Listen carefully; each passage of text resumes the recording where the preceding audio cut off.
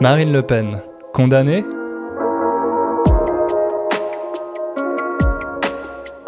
Salut à toutes et à tous, et salut Ingrid. Salut Hugo. Comment ça va aujourd'hui ? Ça va bien. Je suis contente de te retrouver pour un épisode à chaud. On a décidé aujourd'hui de faire un épisode de réaction sur une actualité. Donc moi personnellement, je trouve ça assez motivant. Et toi, comment tu sens cet épisode ? Ouais, c'est vrai que ça va être un format un peu différent. Effectivement, on a décidé de réagir à une affaire qui a eu lieu il y a seulement 2 jours, lundi. Cette affaire, vous en avez peut-être entendu parler, elle concerne Marine Le Pen, qui est la leader de l'extrême droite en France, parce qu'elle a été condamnée. Et on va vous expliquer que ce mot « condamné », en français, il peut avoir plusieurs sens. Oui, c'est vrai qu'on s'est dit que pour le titre, on allait faire un petit jeu de mots. C'est Hugo qui a trouvé ce jeu de mots. T'en donne la paternité. Parce qu'en fait, en français, le mot condamné, ça marche à la fois pour une décision de justice. On peut être condamné à de la prison, condamné à une amende, etc., etc. Mais on l'utilise aussi de manière plus symbolique dans d'autres contextes. Par exemple, en médecine, on peut dire que quelqu'un est condamné quand il a un diagnostic qui... Il n'a aucune chance de s'en sortir. Et puis, plus symboliquement encore, on peut dire qu'on est condamné, par exemple, à une mort politique, c'est-à-dire que quelque chose qui s'est passé fait qu'on ne va pas réussir à aller au-delà et à retrouver une vie normale après ça. Exactement. Donc, on va essayer de vous expliquer dans cet épisode pourquoi Marine Le Pen a été condamnée dans une affaire qu'on appelle l'affaire des assistants parlementaires. Donc, on va vraiment reprendre les bases pour vous aider à y voir plus clair et vous expliquer aussi les conséquences de cette affaire, parce qu'on peut dire que c'est un véritable séisme, un tremblement de terre sur la scène politique française. C'est une affaire judiciaire, mais qui va avoir d'énormes conséquences sur le paysage politique en France, donc c'est assez important à comprendre. Et puis, il y a eu beaucoup de réactions à l'international aussi à propos de cette affaire, que ce soit le président américain, le président russe. Donc c'est pour ça, on pense que vous en avez certainement entendu parler. Et notre objectif, c'est de vous aider à y voir plus clair, de partager quelques expressions et mots de vocabulaire qui vont vous aider ensuite si vous voulez suivre cette affaire, lire des articles, etc. Et puis vous dire un peu peut-être ce que nous, on en pense personnellement, quelles sont nos réactions face à cet événement majeur. Qu'est-ce que t'en penses, Ingrid ? Le programme te plaît ? Oui, ça me plaît. On peut y aller. C'est parti.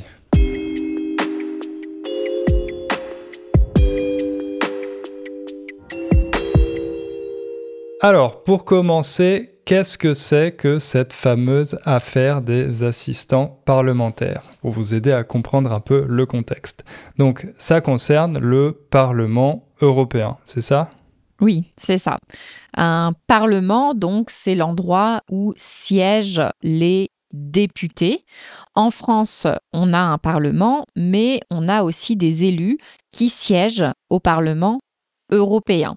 Et donc, l'affaire qui concerne Marine Le Pen et son parti, le Rassemblement national, c'est une affaire de détournement de fonds. Donc, ils ont utilisé l'argent pas comme il fallait au niveau du Parlement européen. Ouais, c'est ça. Donc en fait, le Parlement en France, ça s'appelle l'Assemblée nationale, et comme tu l'as dit, au niveau de l'Union européenne, il y a le Parlement européen, et ce n'est pas les mêmes députés. Quand on est député en France, à l'Assemblée nationale, on ne peut pas être député au Parlement européen, et vice-versa.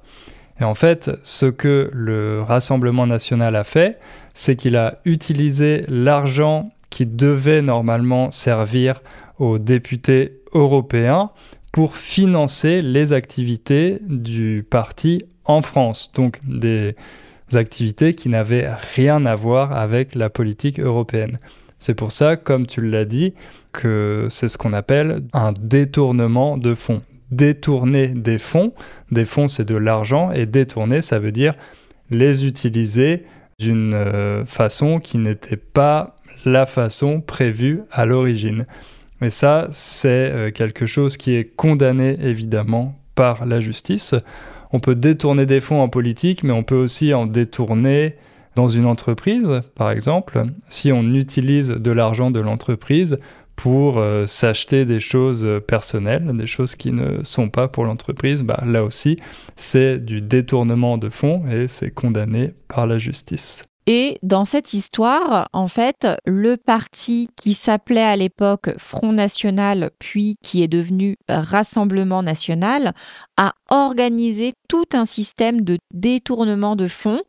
Donc, c'est-à-dire que c'était pas juste une personne qui vole de l'argent pour l'utiliser, mais c'était tout un parti qui avait décidé de récolter tout l'argent qui était mis à disposition de tous les eurodéputés de leur parti, de le centraliser, puis de redistribuer cet argent comme ils le voulaient, en donnant des sommes importantes à certaines personnes proches de Marine Le Pen, en donnant des petites enveloppes à des personnes en France qui travaillaient pour le parti mais qui n'avaient jamais eu de contact avec le Parlement européen. Donc voilà, c'était tout un système qui a d'abord été mis en place par le père de Marine Le Pen, Jean-Marie Le Pen, puis qui a été continué par Marine Le Pen. Et j'ai même vu dans certains articles qu'il disait qu'elle l'avait industrialisé, c'est-à-dire qu'elle en avait créé une machine à récolter de l'argent et à l'utiliser pour le parti qui était vraiment énorme. Il y a eu des millions et des millions d'euros qui ont été détournés de cette manière. Oui, et c'est très grave parce que ça implique d'utiliser de l'argent qui normalement doit servir à l'ensemble des pays de l'Union européenne, qui doit servir pour financer la politique européenne, pour financer au contraire les activités d'un seul parti au niveau national. Donc comme tu l'as dit, il y avait des petites enveloppes qui circulaient et aussi des personnes qui étaient recrutées en tant qu'assistants parlementaires, donc des assistants de députés européens, mais qui en réalité n'avaient aucun contact avec ces députés européens, qui travaillaient exclusivement pour le Rassemblement national en France. Oui, parce que pour être un peu plus clair, au Parlement européen, chaque député a le droit à une certaine somme d'argent pour pouvoir employer des assistants et pour pouvoir dépenser ce qu'il faut pour travailler correctement. Donc en fait, là, le Front National a dit aux eurodéputés, non, vous n'allez pas utiliser votre enveloppe, vous allez nous la donner et nous, on va décider de comment on utilise cet argent. Ouais, mais d'un autre côté, c'est assez cohérent avec la vision que ce parti a de l'Union européenne, non? Tu penses pas?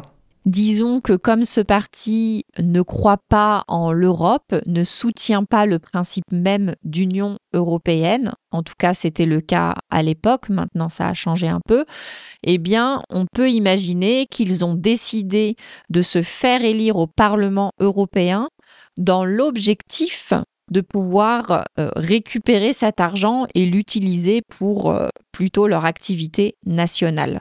C'est très nationaliste finalement ce qu'ils ont fait. Ouais.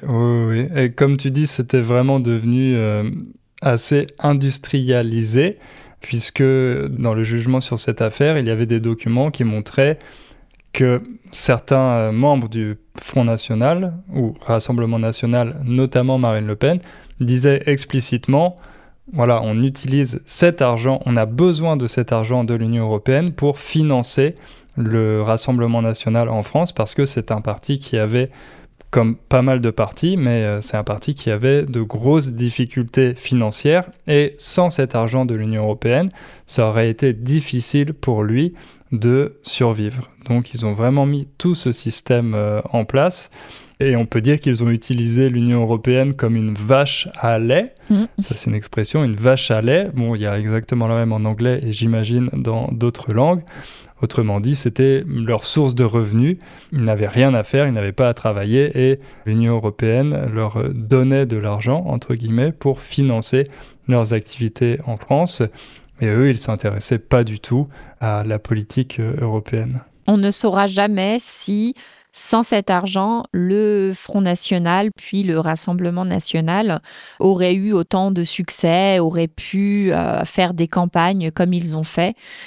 C'est trop tard maintenant pour revenir en arrière, mais on se demandera toujours si une des raisons pour lesquelles ils ont été aussi forts ces dernières années, c'est grâce à cet argent détourné. Oui, parce qu'on parle de 7 millions d'euros détournés, c'est ça, il me semble? J'ai cherché, il me semble avoir vu 4 millions, mais en fait, il n'y a pas un chiffre très clair parce que du coup, c'est découpé en plusieurs catégories. Mais en tout cas, c'est des millions.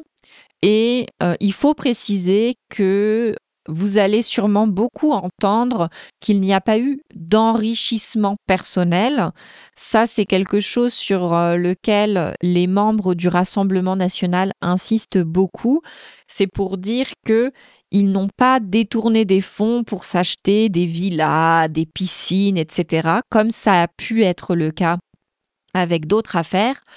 Il faut quand même souligner que les sommes étaient assez importantes pour que certaines personnes, notamment proches de Marine Le Pen, même si elles travaillaient un peu pour le parti, étaient quand même surpayées, même si ça avait été légal, quoi. Des 9 000 € pour son garde du corps, ça reste quand même un peu plutôt cool, personnellement, on va dire.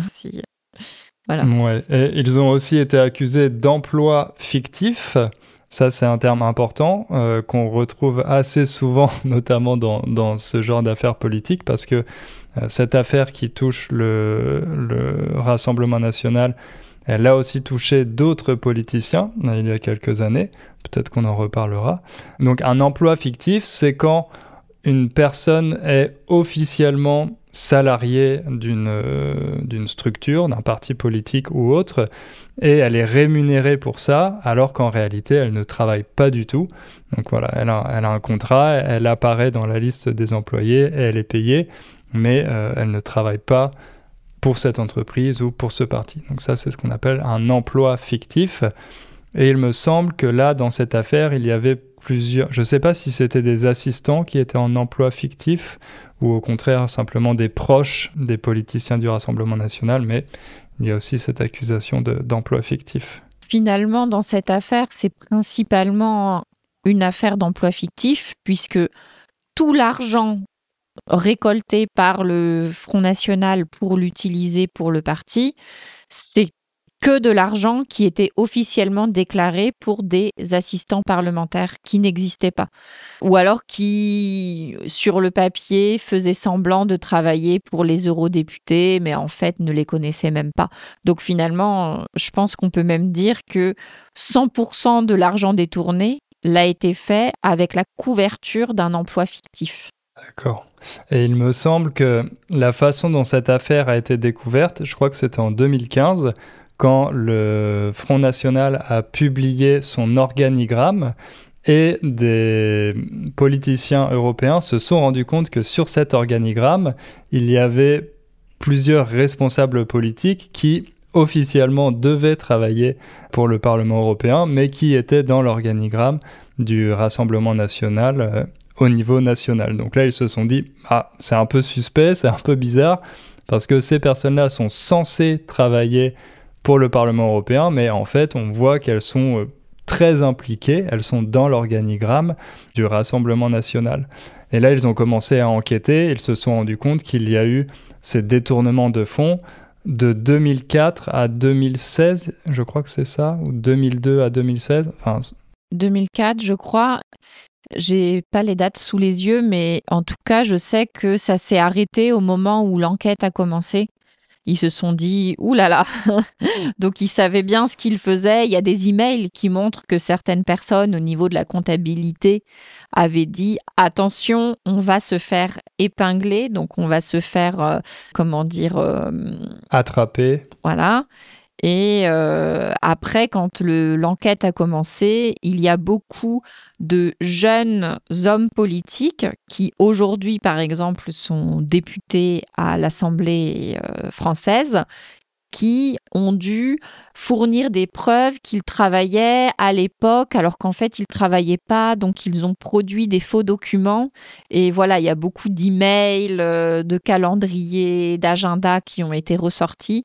Et c'était assez flagrant que voilà, il y a beaucoup de jeunes cadres du Front National, Rassemblement National, qui ont fait leur début de cette manière. On peut dire aussi que le parti leur a forcé la main, mais finalement, ils ont quand même participé et donc ils ont tous été condamnés. Et ça, ce sera peut-être notre deuxième partie.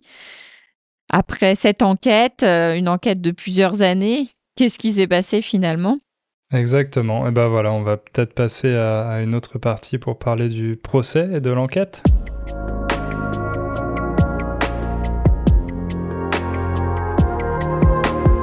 Alors, donc, on vous disait que cette affaire a duré de 2004 à 2016, donc ça peut vous sembler un peu surprenant qu'on ait le verdict seulement cette année, mais il faut savoir que c'est une enquête qui a duré très longtemps, puisqu'elle a duré quasiment 10 ans. Il y avait beaucoup de documents à retrouver, et cette enquête a aussi été ralentie par Marine Le Pen et les responsables du Front National qui ont systématiquement refusé de collaborer avec les enquêteurs.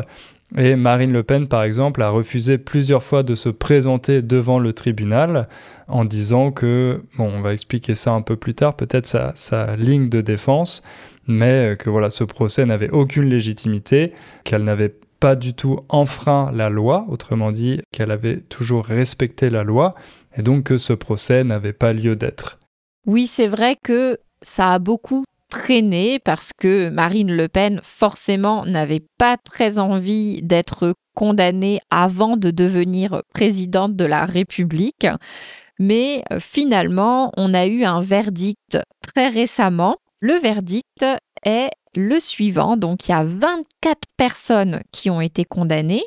Il y a aussi le Front National en tant que personne morale qui a été condamné. Et donc, le parti doit 2 millions d'euros à la France.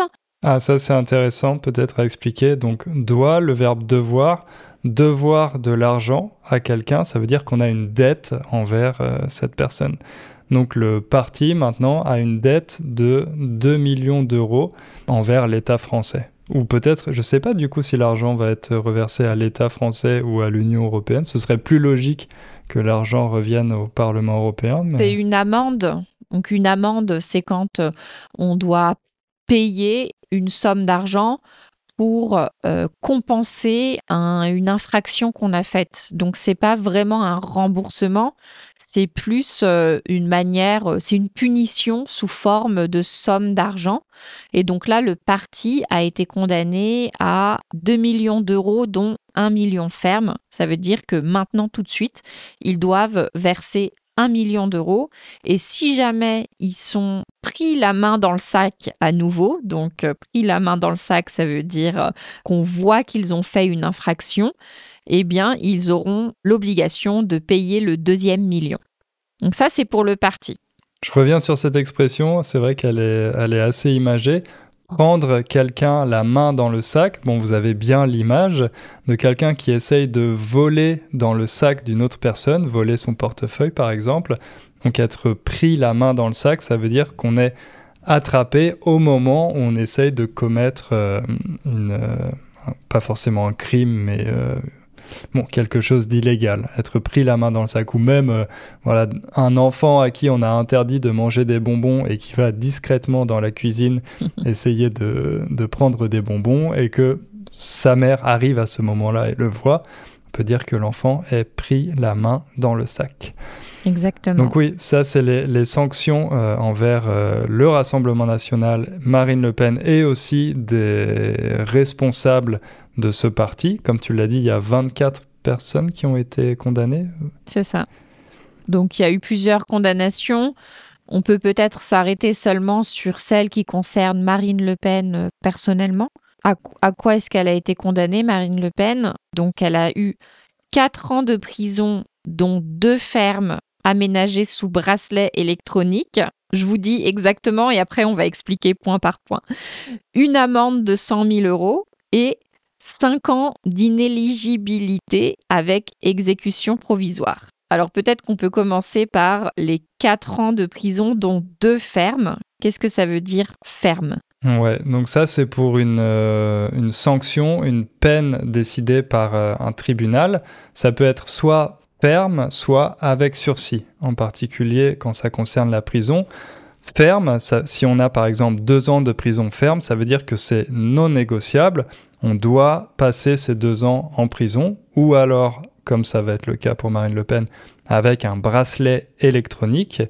Et sursis, du coup, tu peux expliquer avec sursis? En fait, on peut être condamné soit à une peine ferme, comme tu dis, non négociable, soit être condamné à une peine avec sursis, ou alors un mix des deux. Et ce qui est avec sursis, c'est ce qu'on ne va pas faire dans un premier temps et qu'on ne fera peut-être jamais, mais attention, si jamais on enfreint la loi, si jamais on ne respecte pas certaines conditions, automatiquement, eh bien, cette peine-là, on va devoir la faire. Donc, Marine Le Pen, elle est condamnée à 2 ans ferme, elle doit faire cette peine, et il y a 2 ans qu'elle devra faire si jamais, par exemple, elle ne respecte pas la loi, si elle commet une autre infraction. Et en plus de ça, les 2 ans qu'elle doit faire ferme, elle les fera pas vraiment dans une prison, elle les fera plutôt chez elle avec un bracelet électronique. C'est ça. Ensuite, la deuxième peine, tu l'as dit, c'est une amende de 100 000 €. Donc bon, ça c'est assez facile à comprendre. Ça devrait pas être un gros problème, je pense, pour Marine Le Pen de trouver ces 100 000 €. Non. Il faut savoir que la famille Le Pen a de généreux donateurs, notamment son père qui avait reçu de la part d'un homme très riche, je crois que c'était dans les années 80, il avait reçu l'héritage de cet homme, notamment un château dans lequel Marine Le Pen s'est installée ensuite. Donc voilà, la famille Le Pen a beaucoup d'argent, donc ça ne devrait pas être un problème de trouver ces 100 000 €. Mais la dernière peine qui va sûrement lui poser plus de problèmes, c'est cette fameuse inéligibilité. Cette troisième peine, c'est celle qui est la plus débattue, parce qu'à cause de ça, Marine Le Pen ne va pas pouvoir se présenter à la prochaine élection présidentielle qui doit avoir lieu dans 2 ans, en 2027. Et comme à chaque élection, elle faisait un meilleur score, beaucoup de ses proches et de ses soutiens pensaient que cette fois, ce serait la bonne et qu'elle arriverait enfin à devenir présidente. Bon, ils avaient aussi dit ça à la dernière élection, donc il n'y a aucune certitude, mais c'est vrai que c'était une des candidates avec le plus de chances de remporter l'élection pour la prochaine élection présidentielle de 2027. Et ce qui a beaucoup fait couler d'encre aussi à propos de cette peine, c'est qu'elle doit être appliquée immédiatement. Alors peut-être que tu peux expliquer ça ? Ouais, alors ça c'est la partie un peu compliquée et pourtant très très importante, c'est que concernant cette inéligibilité, l'exécution est provisoire. Une exécution provisoire, ça veut dire que dès le premier procès, la peine est mise en place. Marine Le Pen, dès aujourd'hui, elle est inéligible. Elle n'a pas le droit de se présenter à une élection. Pourtant, elle fait appel. Faire appel, ça veut dire que on dit non, je ne suis pas d'accord, j'ai besoin d'un deuxième procès. Et alors, il y a un tribunal spécial qui juge pour la deuxième fois. Ça arrive pratiquement tout le temps, ou en tout cas très très souvent, dans tous les types de jugements. Les condamnés demandent un deuxième jugement pour confirmer.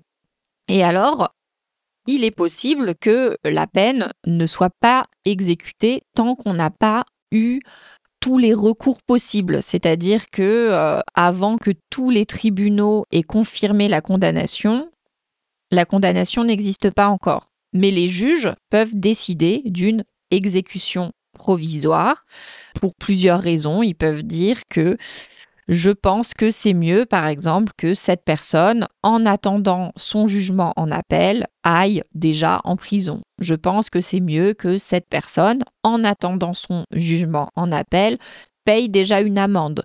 Et dans le cas de Marine Le Pen, les juges ont estimé que c'était mieux, en attente de son jugement en appel, qu'elle soit déjà inéligible. Donc cette décision a fait couler beaucoup d'encre, comme je vous l'ai dit. Maintenant, on va vous parler un peu de ces différentes réactions.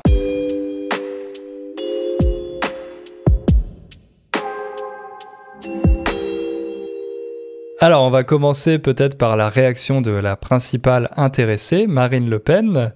Bon, elle n'a pas attendu la fin du verdict pour quitter l'audience, quitter la salle.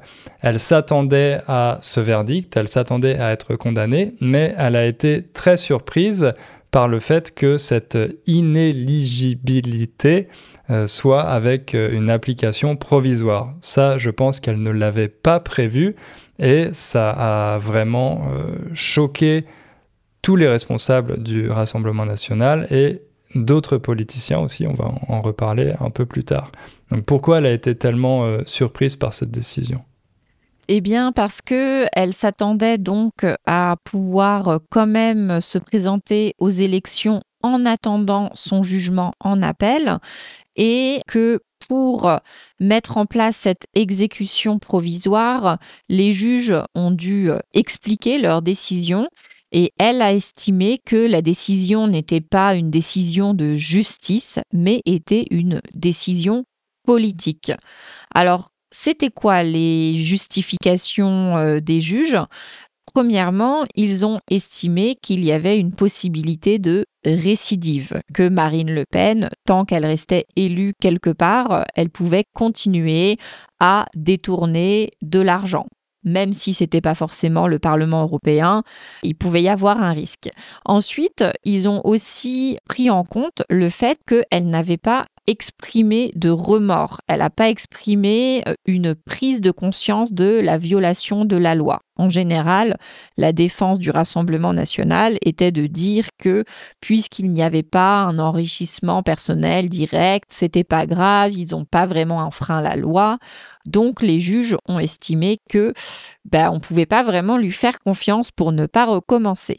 Et enfin, la dernière justification qui est celle qui a le plus fait polémique, c'est que les juges ont dit clairement que puisque Marine Le Pen était candidate à l'élection présidentielle, il pouvait y avoir un trouble à l'ordre public. Il me semble qu'ils ont peut-être dit même trouble démocratique, puisqu'il ne devait pas être normal qu'une personne condamnée mais en attente d'un deuxième jugement puisse être donc candidate à l'élection, puis élue et donc avoir une immunité avant même d'avoir eu son deuxième jugement. Donc voilà, ça a été un peu la justification et pour le Rassemblement national, cette justification montre que les juges ne voulaient vraiment pas que Marine Le Pen soit candidate puis élue à la présidence de la République.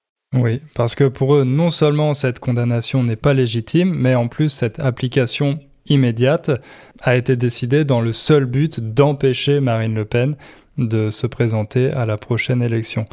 Ce qui est intéressant, c'est qu'il y a des politiciens qui sont de l'autre côté, qui sont à l'opposé sur le spectre politique de l'extrême droite, donc notamment Jean-Luc Mélenchon, qui eux aussi ont dit que ce n'était pas à la justice d'empêcher à des candidats de se présenter et que pour battre un candidat, il fallait le battre dans les urnes, autrement dit, via les élections et non pas via la justice. Donc ce procès, qui concernait d'abord le Rassemblement national et Marine Le Pen, il a ouvert un débat plus large sur la question de l'état de droit. Un état de droit, c'est dans une démocratie la séparation des pouvoirs. Il faut que la justice soit indépendante, qu'elle ne puisse pas être instrumentalisée par le pouvoir politique.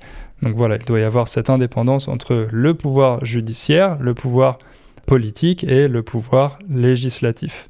Et selon certains points de vue, en fait, ça dépend du point de vue selon lequel on se place, mais certaines personnes disent que cette décision est en fait une instrumentalisation indirecte, mais bon, via le gouvernement, pour empêcher une candidate de se présenter. Donc, ça ne respecterait pas l'état de droit.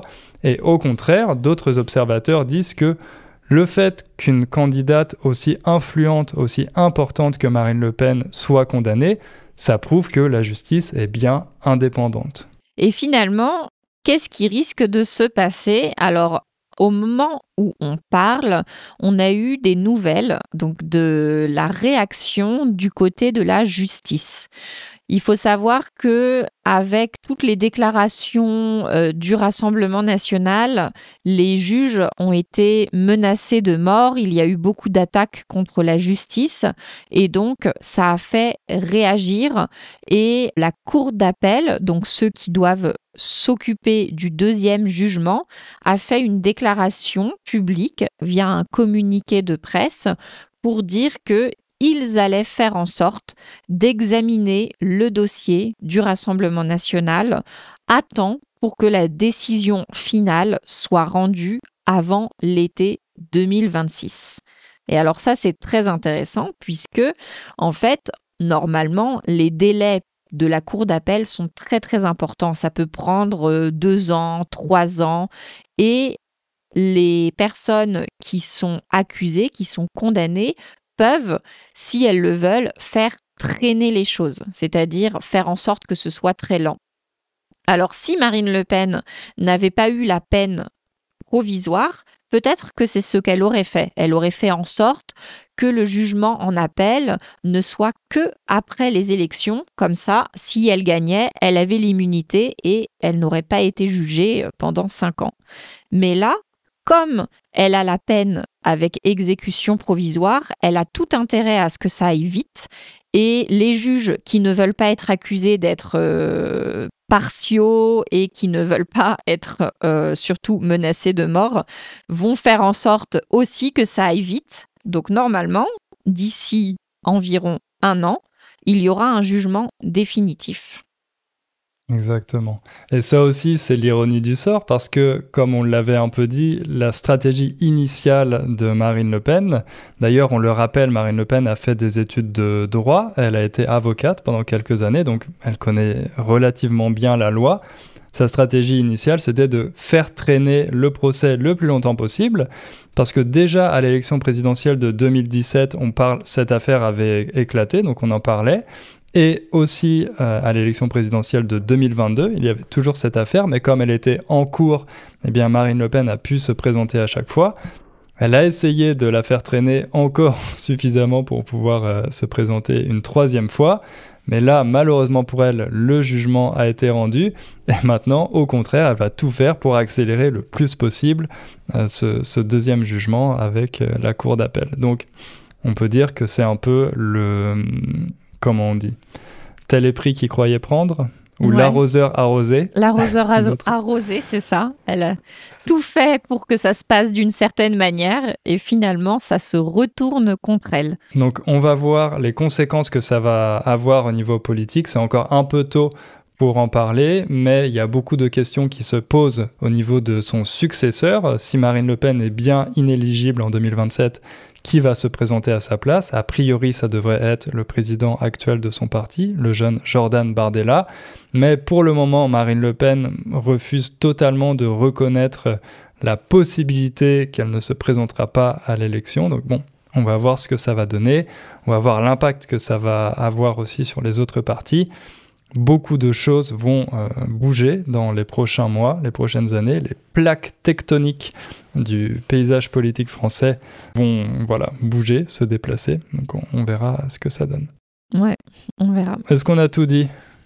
Oula, j'espère. En tout cas, on en a dit beaucoup.